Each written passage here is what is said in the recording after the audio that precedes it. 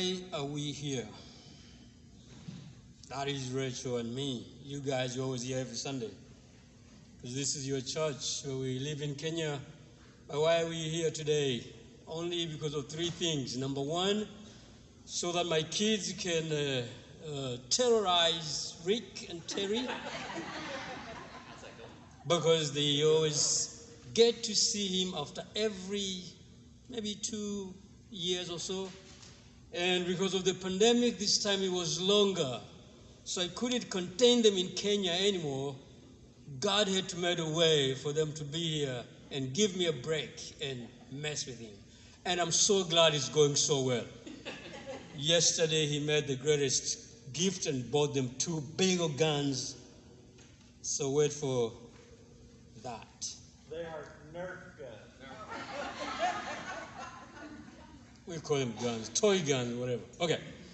Number 2, we are here to remind our friends and family that God is still working in Kenya regardless of the pandemic.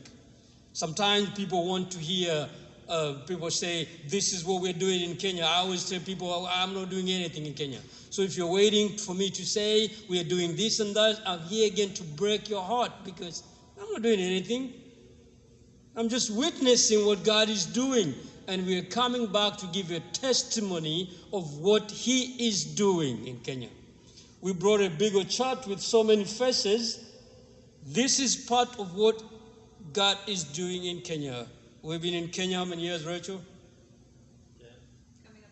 Coming up 10 years. When we moved to Kenya, we picked up 4 kids. We thought they needed help with education. There were so many of them. And this is just part of those wonderful people that God is putting them through school. And we are witnesses for that. Number 2, we realized in Kenya there's a need for discipleship. So we found ourselves hooked up in there, helping those who are willing to be discipled. Because I realized you can be a Christian, you don't have to be discipled. You have to choose to grow. So those that are willing to grow, we help out. This year, the pandemic gave me 4 guys that for some reason they started following me around. And I stopped and said, why are you always following me around when I come visit my mother?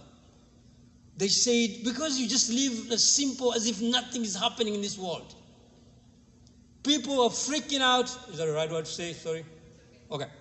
People are being scared, British English and American English, they collide some at one point. So I got to check with Rachel that you don't kick me out of here before I finish. They told me, people are scared to death. But for you, you just live life as if nothing is happening. What is wrong with you? I said, well, there's so many things that are wrong with me. But I've realized one thing. My life is a given. God gives me life. I don't have to do anything for Him to give me life. So I've decided to trust my life to Him because He knows where He's taking it. And I'm just going to live as long as He allows me to live. And I'm going to do as long as He allows me to do whatever He's doing. And they said, can we do that with you? I said, great. So we started doing experiencing God together. The greatest class I've ever had in my life is to disciple my own baby brother. Because I can't fake anything to this guy. He knows me like the back of his hand. And this guy is in this class with me. The other one is my sister's son. So there's no way I can pretend to live this life because they know who this guy is. And it's going great. 2 of the students in this class, one is coming from a Muslim background, another one is not even a Christian. But they want to be in that class, and that is the greatest joy of it. Because this guy told me, I wish all these people who go to church would just share things like this. I said, well, welcome and learn with us then. So, education is number 1 thing, the things we do in Kenya. We do? No. Number 1 that God is doing in Kenya and we're witnessing. Then number 2, discipleship, helping others, those that are willing to grow in our faith with Christ Jesus. There's another thing that we thought it was necessary. You guys are so You live in a different world.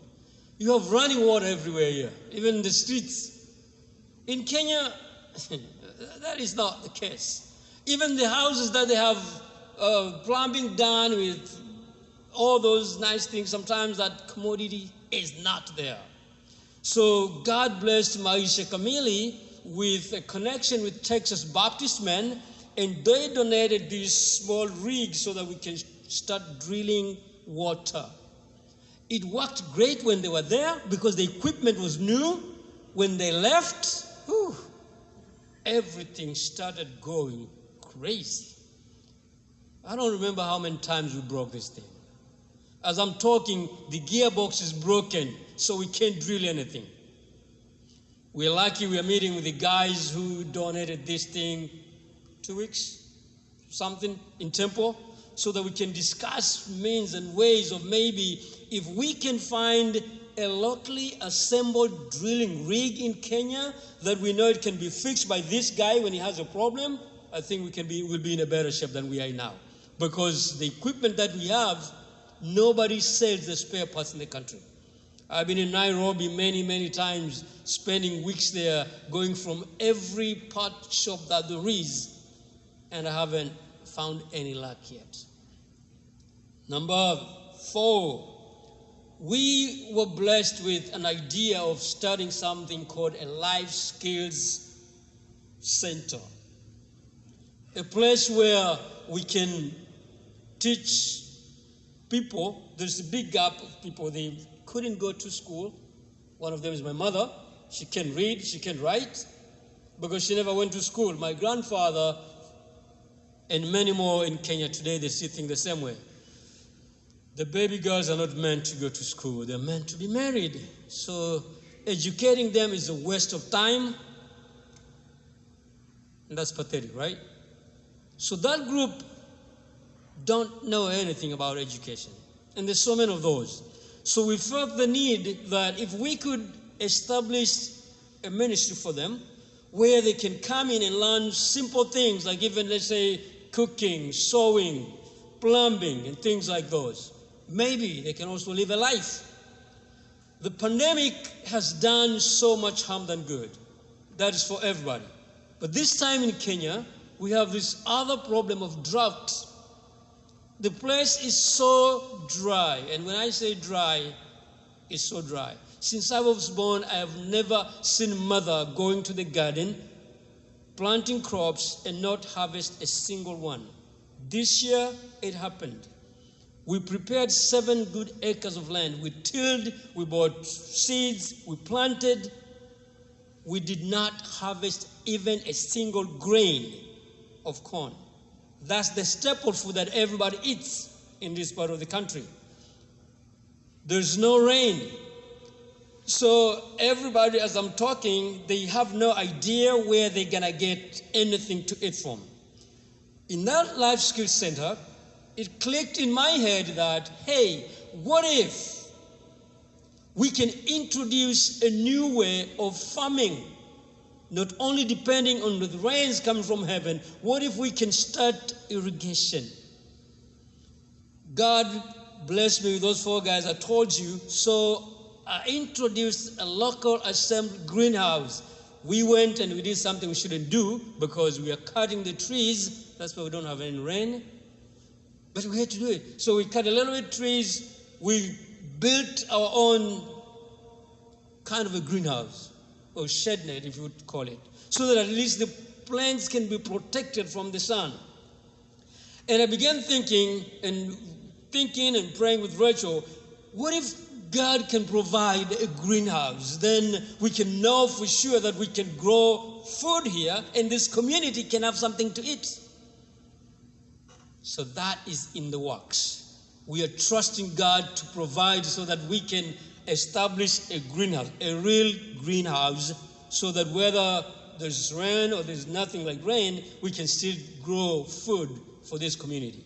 These 4 guys, they're working with me. I told them, you know what? We can start this today. In the future, the whole of this community can come right here and get something to eat from what we are wanting to do. We started raising chickens. I challenged my guys. I said, if each of you can bring 5 chickens, we'll have 20 chickens because there's 5 of us. We are hoping to raise up to 200 chickens so that these chickens can produce eggs, the yummy chicken meat, so that we can have something to eat. Because unless we eat, you can read all your Bible, you won't read, but if I'm hungry, I'm not listening. So these are the things that are happening in Kenya today. Those boys and girls, they're in school. We have 47 of them in school today. The youngest is, I think, in 5th grade, if I'm not wrong, 4th grade, and to the university level. We have 8 of them have already graduated and they're on their own. If you get this small prayer card here, this is the face of one of our guys that we picked back in the day. He went to medicine. He started his own clinic. And he's a happy camper because he can stand on his own. So we have 8 of this type. We got teachers, some in medicine, some doing some other stuff. So this is what God is doing in Kenya. So why do we come then? We come to remind our friends that there's still work that needs to be done on the other side of the world. We can't do it alone. We need help. Do we come here to ask for help? No. We come here to remind God's people to continue doing what you're doing. When you hear him say, could you continue praying for this young family in Kenya? Please don't stop. I need those prayers more than anything else. If you hear God saying, continue supporting Maisha Kamili, please do not stop. Maisha Kamili needs your support. Prayers, financial support, all those. If you hear him say, go to Kenya, don't be scared like Rick was scared once. Come. You were scared, but you came and survived. And I'm sure everybody else can also come and survive as well. If he survived, you would be far much better than him. He was scared of the plane. I know you guys are not scared of the plane, are you? So this is why we come, just to give a testimony of what God is doing, and he's still doing it today and even tomorrow. Any questions? I'm done. You're not done. Hang on. Good. I told you I can take 5 minutes. So tell us, how does the support with a child go? Like when funds are given, does it go to the school, or does it go to the wells, or all the above? We have set it in a way that you can say, I want to give my money for this kid's education. That support will go to that kid's education.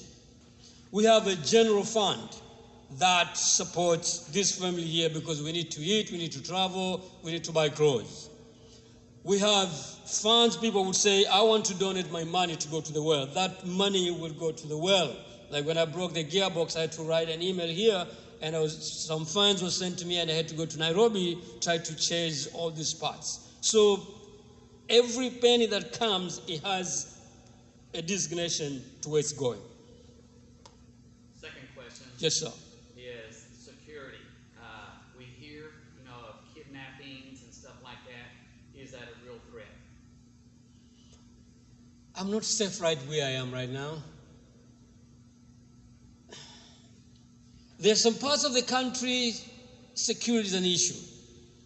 Where we live, security has never been an issue.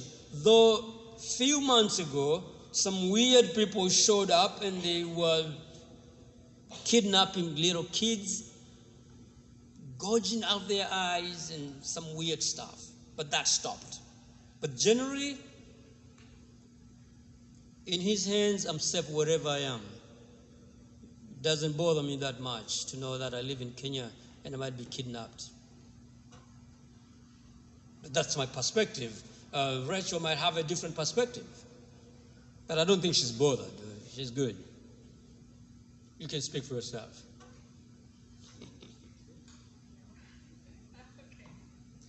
I approve that message. Oh, thank you.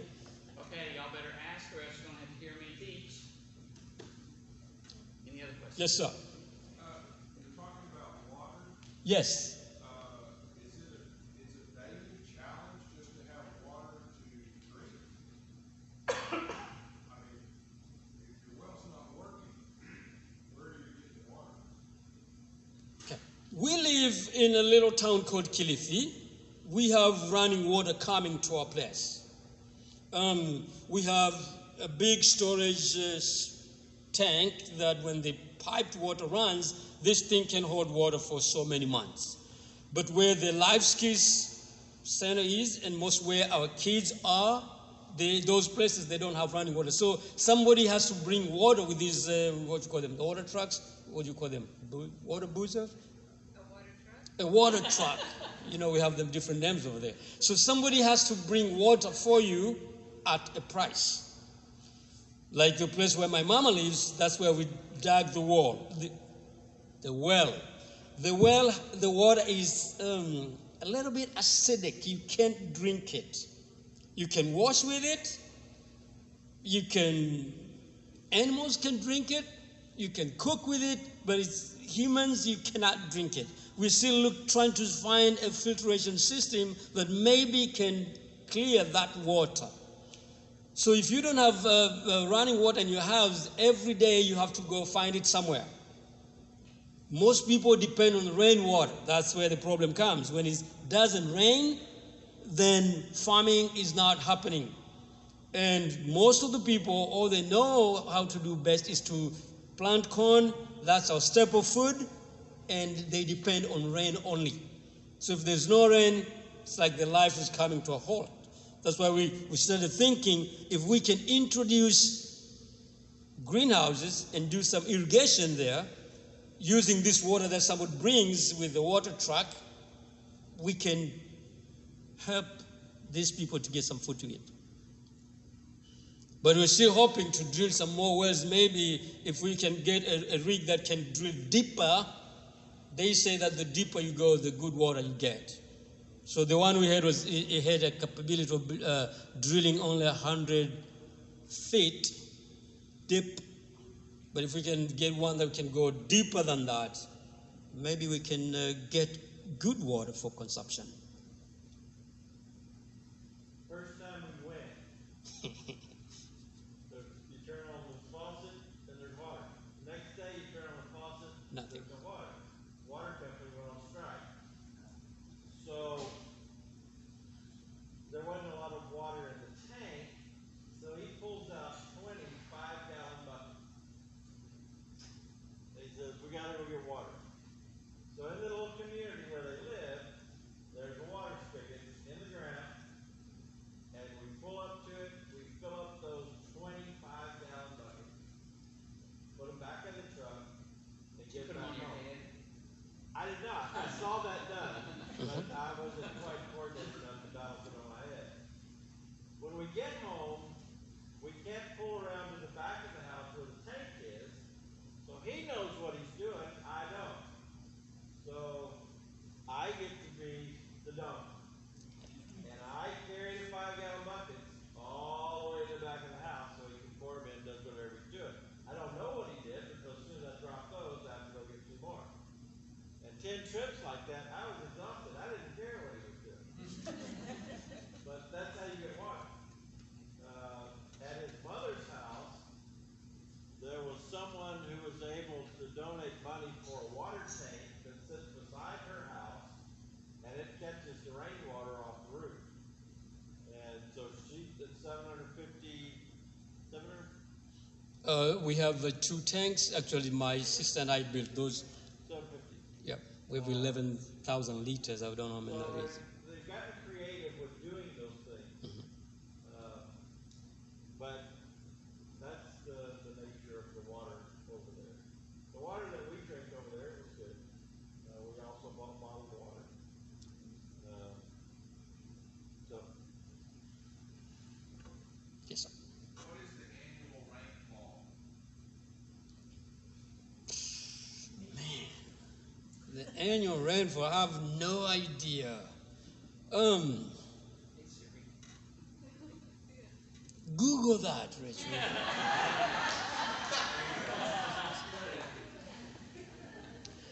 Where we live,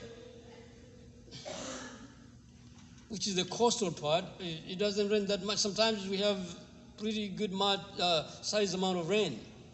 But because people, we are cutting down the trees so that we can burn and get charcoal and sell and get money to buy food, the rain is not coming anymore because there's nothing to catch the clouds. So it's going less and less and less and less every year, including this year. We didn't have any rain, enough even to grow the corn. That's why we plant. Last year the crops were flooded. Yeah, last year the crops were flooded. This year there's nothing. And this floods happens because the rain comes from Nairobi. Nairobi rains, and then all this water is drained down on the coast. That's when we get the floods. This year it didn't happen. That's why everybody is crying. Not only my mother, but the entire community. Nobody was able to harvest anything. So I don't know how we are going to survive. God is going to provide. Something to understand, they live on the equator, so there is no winter. The boys, as soon as they landed, it was 69, 70 degrees, it's perfect. The boys have their jackets on. So 70 is about as low as it gets there. They have a dry season and a rainy season. So the dry season will last for months. The rainy season usually lasts for months. But it's the same temperature every day. Whether you're there in January or September or May, you wear the same thing. Because there is no winter. It's always kind of a summer. Pretty much. But it's either raining for months or it's dry for months. That's usually what the temperature is like. I don't know. I don't think I've ever looked at the average rainfall. But during the rainy season, they can have floods. It just rains and rains, and every day it rains. So.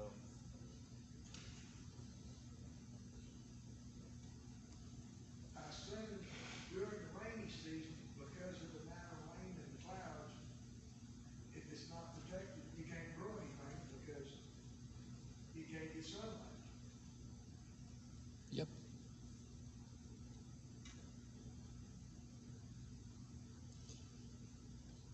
Anybody else? What is the size of the city or town that where you are ministering at?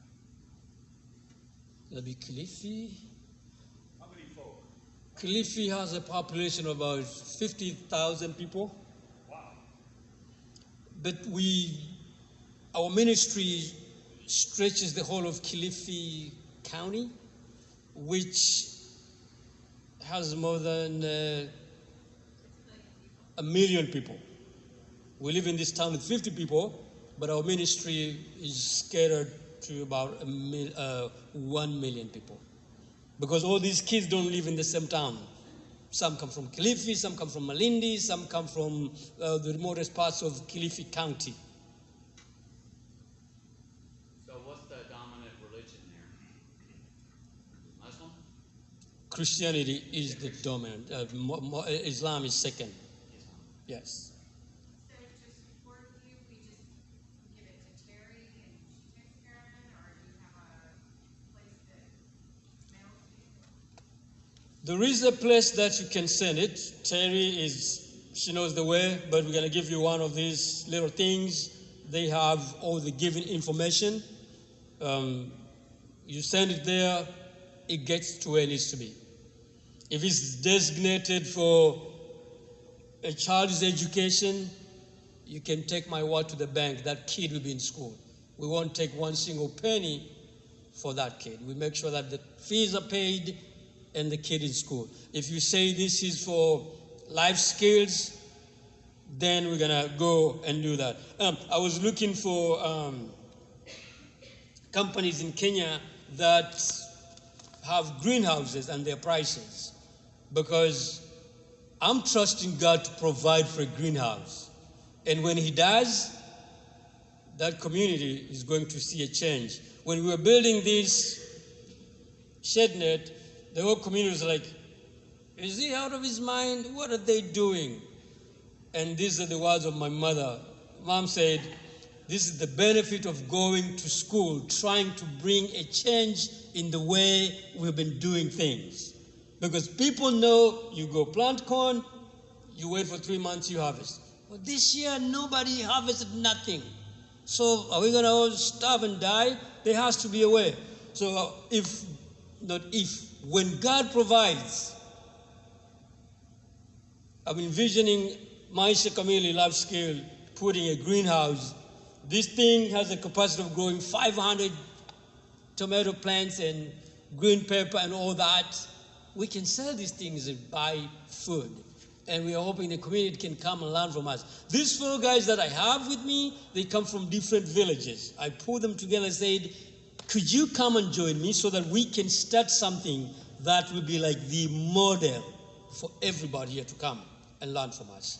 Because unless we do something different, it's not going to work the way it used to be. Okay, it's time for the hook. Okay. Okay, if y'all have other questions, they'll hang around afterwards, and they have lots of cards here.